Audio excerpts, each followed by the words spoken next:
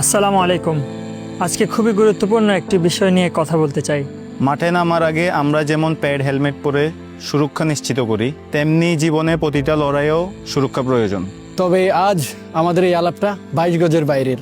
এই মুহূর্তে বাংলাদেশ এক ভয়াবহ ব্যাধির মোকাবেলা করছে, হাম। হাম একটি অত্যন্ত সংক্রামক রোগ, যা শিশুদের জন্য জীবনঘাতী হতে পারে।